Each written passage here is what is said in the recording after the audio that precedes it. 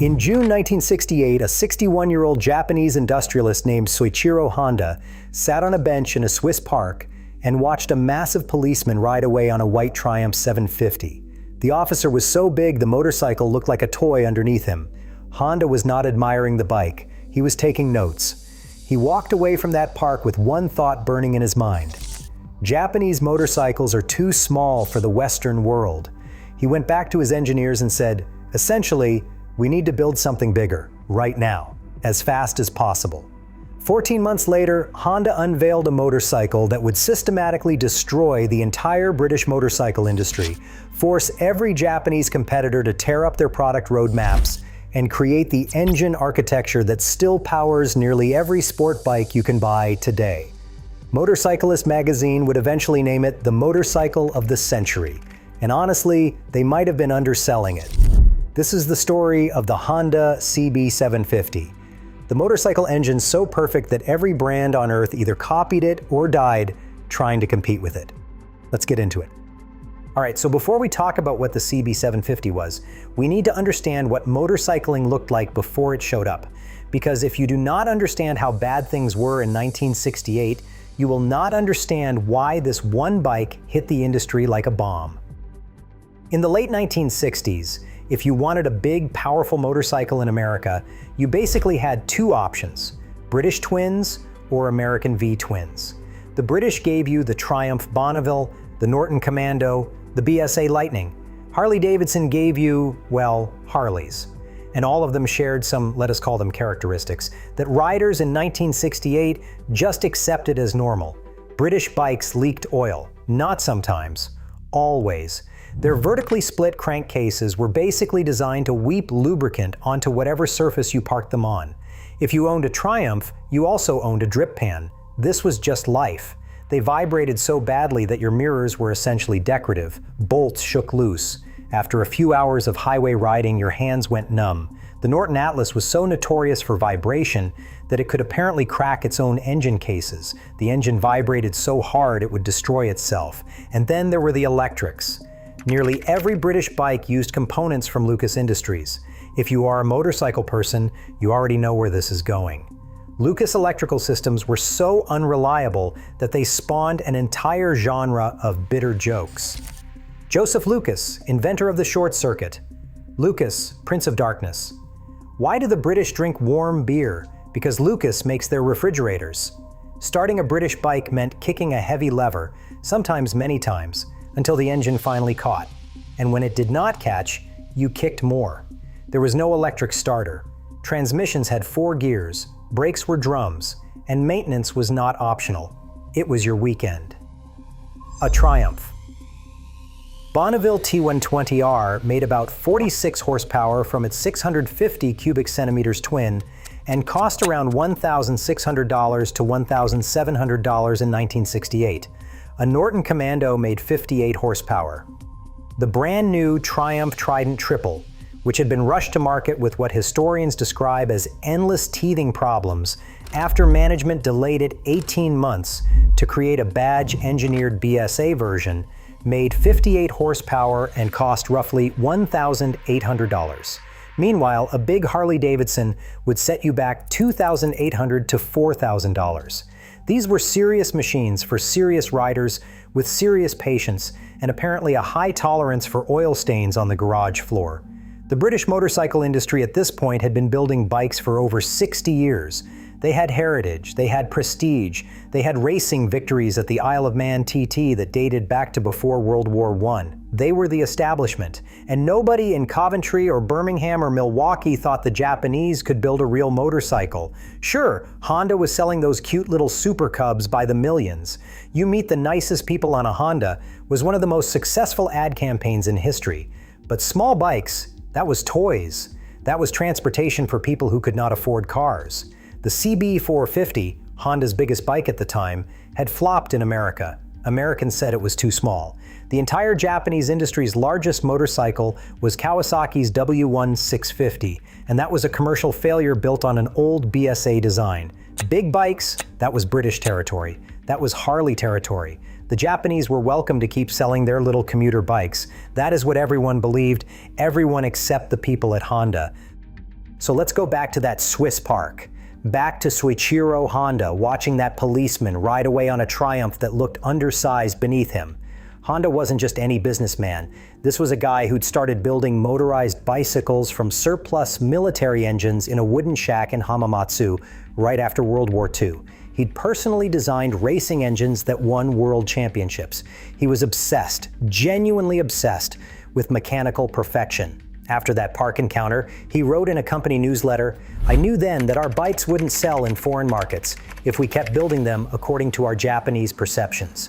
That's why I suddenly became enthusiastic about this, and it's why I started telling them to develop a bigger model as soon as possible." But Honda himself wasn't going to design this engine. That job went to a guy named Yoshiro Harada. Harada was a veteran Honda engineer who had designed the CB450, the so-called Black Bomber twin, that had failed to crack the American market. In the summer of 1967, he traveled to the United States to promote CB450 sales and figure out what American riders actually wanted. What he learned was simple. Americans wanted displacement and torque, not clever engineering in a small package, big engines, big power. The CB450 was too sophisticated for its own good. Americans didn't care that it had more valves per cylinder than a Bonneville. They cared that it was smaller. But here's where the story gets interesting. While Harada was in California, he wandered into a speed shop and discovered something that would change motorcycle braking forever. Aftermarket hydraulic disc brakes made by a company called Lockhart. He tested a set on a CB450. They were massively better than drums. So now Harada had two ideas burning in his brain: a big inline-four engine and disc brakes. The seeds of a revolution were planted on a single American trip. Back in Japan, a third critical voice shaped what would become the CB750. His name was Bob Hansen, and he was American Honda's national service manager. Hansen was the first foreigner to earn genuine respect from Honda's Japanese senior leadership. He knew the American market better than anyone in Japan. Hansen met Soichiro Honda over lunch and learned that Honda was developing a secret motor. Worried they were just going to adapt the 600 cubic centimeter twin from their N360 car, Hansen was blunt. It better not be a twin, it should be a four. He told Honda to build what he called the king of motorcycles. In February 1968, Harada received formal approval to start the project. He assembled a core team of roughly 20 engineers under the internal designation project HM300. They knew that Triumph and BSA were working on 750 cubic centimeter triples. So the target was set: 750 cubic centimeters displacement, inline-four configuration, minimum 67 horsepower. That 67 horsepower number was not random. Harley-Davidson's 1,300 cubic centimeter V-twin made 66 horsepower. Honda wanted to beat America's big twin with an engine literally half the size. That is the kind of flex only engineers truly appreciate. The team had barely 6 months to build a running prototype. In the British motorcycle industry, that would have been impossible. But Honda did something unusual for 1968. They used computer-aided design. The CB750 project employed computerized analysis for plan modifications, design changes, and testing simulations. By mid-1968, a prototype four-cylinder engine was running in a CB450 chassis at Honda's Awakawa test circuit outside Tokyo. It had black-painted megaphone exhausts and a drum brake. It was smooth, it was fast, and it was about to change everything. On October 28, 1968, at the Tokyo Motor Show, Honda pulled the cover off the CB750-4. The spec sheet read like a systematic dismantling of every single weakness in the British motorcycle playbook. The engine was a 736 cubic centimeter transverse inline-four. This was the first time this configuration had ever been mass-produced.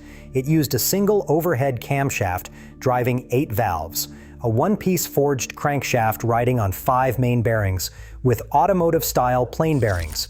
And here is the crucial part: a horizontally split crankcase. Horizontal split crankcases changed everything. Why does that matter? Because British engines used vertically split crankcases. That is where the oil leaks came from. Honda's horizontal split sealed properly. The CB750 did not leak oil. In 1968, this was practically black magic.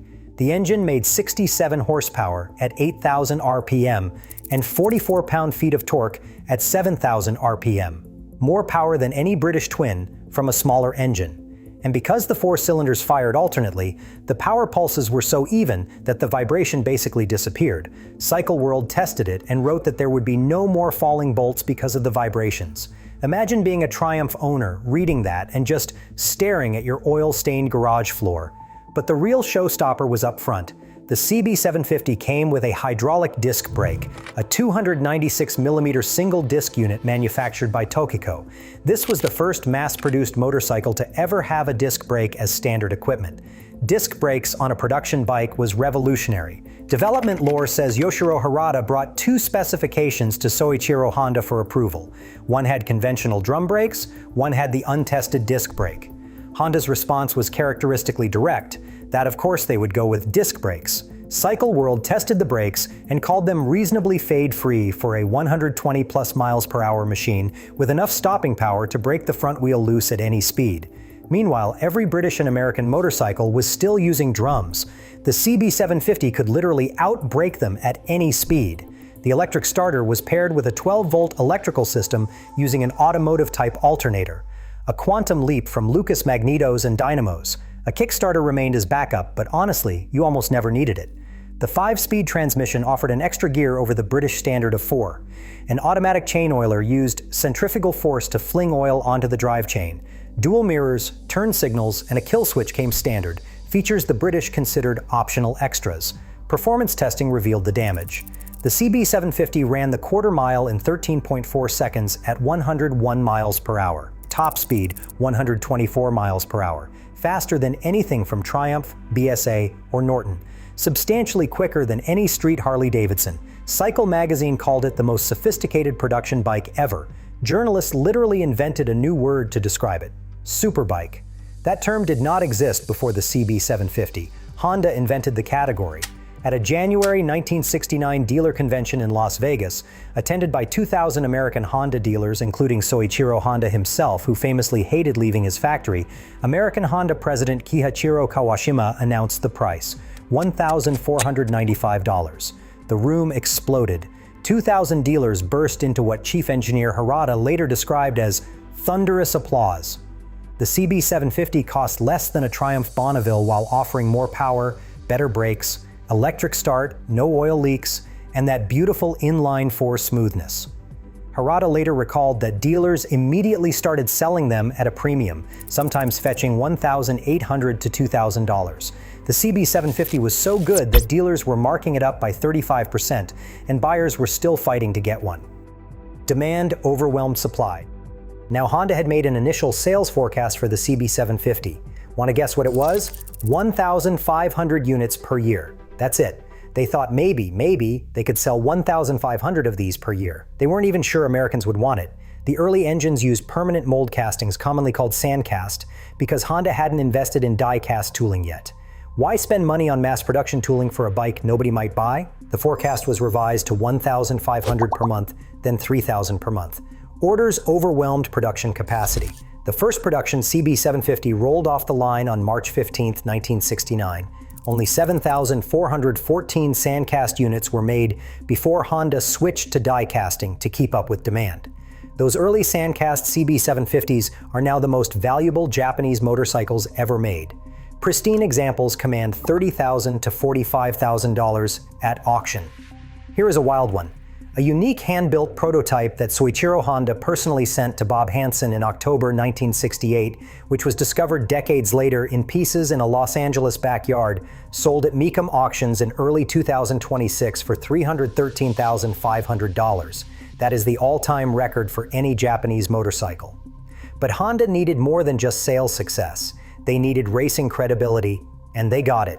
In August 1969, CB750s took first and second place at the Suzuki 10-hour endurance race. In September, they won the Bol d'Or 24-hour race at Montlhéry, France. But the signature moment came on March 8, 1970, at Daytona International Speedway. Dick Mann, riding a factory CR750 racing variant, won the Daytona 200. It was Honda's first ever AMA national victory. Mann set a record average speed of 102.697 miles per hour, held off former world champion Mike Halewood, and here is the crazy part, he finished on 3 cylinders with a worn cam chain tensioner and a nearly empty oil tank. Bob Hansen, who had insisted on entering Dickman against Honda R&D's preference for 3 British riders, said simply, "For a Japanese company with its first completely unproven big bike, it was hard to top that." By 1973, Honda was selling more than 60,000 CB750s per year. Over the SOHC model's entire production run from 1969 to 1978, approximately 553,000 units were built. Harada had pessimistically predicted a 3-year product life before a DOHC replacement would be needed. The SOHC CB750 lasted a decade. All right, now let us talk about what the CB750 did to the British motorcycle industry. And I am warning you, this part is brutal. The impact wasn't a slow erosion, it was a cliff. British motorcycle market share in the United States dropped from 49% in 1959 to 9% by 1973. That's an 80% collapse in market share in 14 years. And most of that happened after the CB750 arrived. Let's go through the casualties. BSA was once the world's largest motorcycle manufacturer. From 1970 to 1971, they were posting trading losses of £3 million. The Ariel 3, one of their failed attempts at small vehicle innovation, lost roughly £2 million all by itself. By 1972, BSA was on the edge of bankruptcy. The British government under Prime Minister Edward Heath brokered a rescue merger with Norton Villiers, creating Norton Villiers Triumph, called NVT, with nearly £5 million in public funds.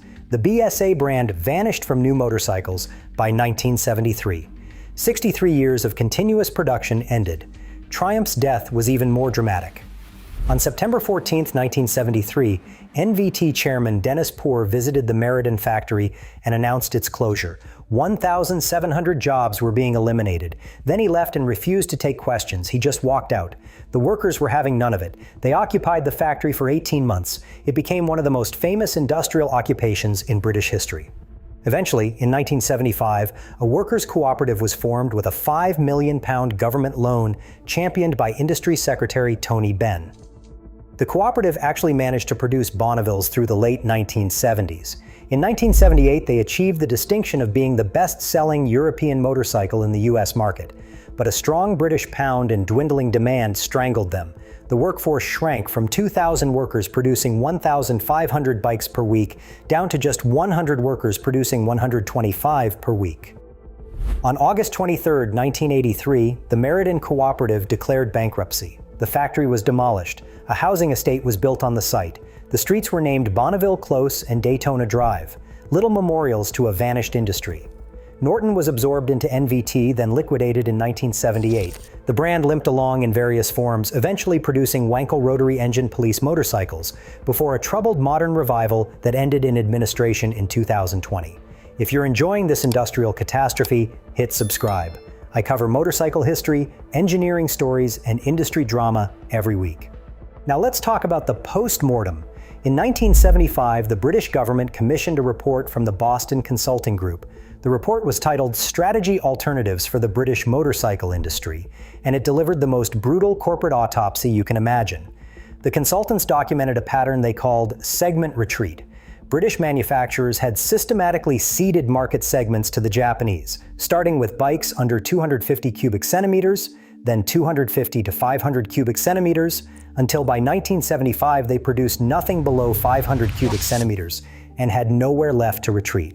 Total British motorcycle production had collapsed to 20,000 units per year. Honda alone was building 2 million. The Boston Consulting Group report later became a Harvard Business School case study in corporate failure. Management today observed there can be few cases of industries collapsing so swiftly and so completely, but it's not like the British didn't try to respond. Legendary Triumph engineer Doug Hell secretly built a 987 cubic centimeter inline-four prototype in 1973. He called it the Quadrant. He literally welded together 2 Trident triple crankcases and fitted a custom crankshaft. It made 75 horsepower, but it used outdated pushrod technology instead of overhead cams. The 4th cylinder protruded awkwardly because the primary drive could not be relocated, and NVT had neither the money nor the manufacturing capability to actually produce it. Only one Quadrant was ever built. It sits today in the National Motorcycle Museum in Solihull, England, a monument to what might have been if British management had acted 5 years earlier. The CB750's most lasting consequence was not just killing the British motorcycle industry, it forced every Japanese competitor to respond with their own inline-four, and that created a technological arms race that still has not ended. Kawasaki had actually been developing a 750 cubic centimeter inline-four since 1967, codenamed N600. But when Honda beat them to market, Kawasaki executives made a decision: scrap the 750 cubic centimeter project, increase the displacement, and come back with something better. In late 1972, Kawasaki released the Z1, a 903 cubic centimeter double overhead cam inline-four, making 82 horsepower. It leapfrogged the CB750 in both displacement and power. The Superbike wars had officially begun. Suzuki had been exclusively a two-stroke motorcycle manufacturer since 1954, no four strokes at all. The CB750's success forced them to reinvent themselves. In late 1976, they unveiled the GS750, their first four-stroke motorcycle in 22 years, a double overhead cam inline-four patterned on Kawasaki's Z1 design. Yamaha followed with the XS1100 in 1977, a shaft-driven, double overhead cam 4 making 95 horsepower. At launch, it was the most powerful production motorcycle in the world. Do you see what happened here? In less than a decade, Honda's CB750 forced Kawasaki to build a bigger four, forced Suzuki to abandon two strokes entirely and build their first four-stroke in over 2 decades, and forced Yamaha to enter the displacement war. The big four of Japanese motorcycling were now competing with inline-fours, and that competition would drive everything that followed. The evolutionary chain from the 1969 CB750 to modern superbikes is direct and unbroken. 1969, Honda. CB750 establishes the inline-four superbike. 1972, Kawasaki. Z1 responds with double overhead cam and more displacement. 1976 to 1977, Suzuki GS750 and Yamaha XS1100 complete the field. 1984, Kawasaki GPZ900R Ninja introduces liquid cooling and 16 valves.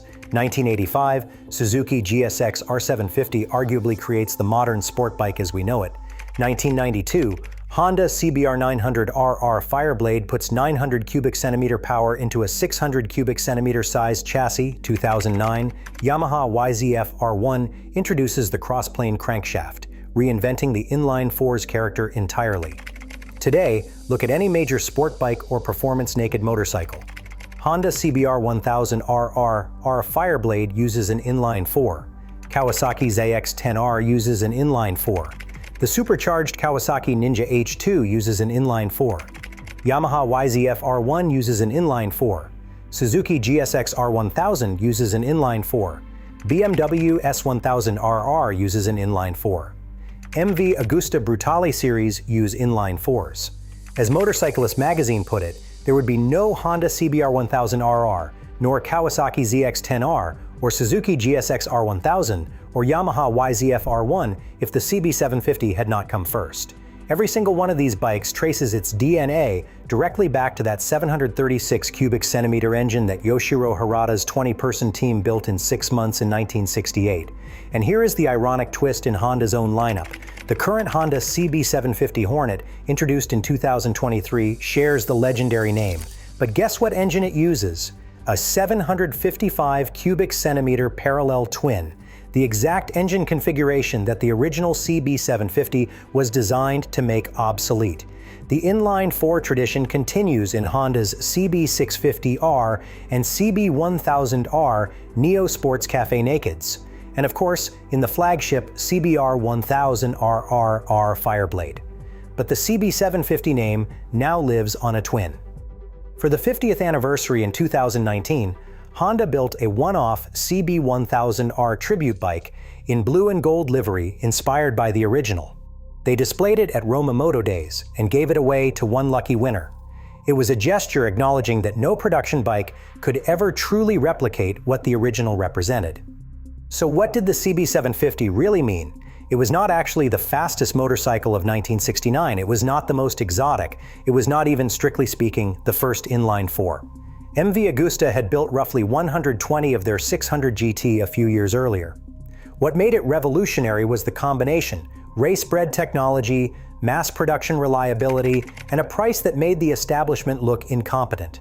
The CB750 proved that motorcycles could be oil-tight, electrically dependable, smooth, fast, and affordable, all at once.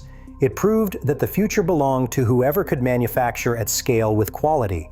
And it proved, devastatingly, that tradition and heritage are no defense against a better product at a lower price. During final testing in the United States, Soichiro Honda himself rode the CB750.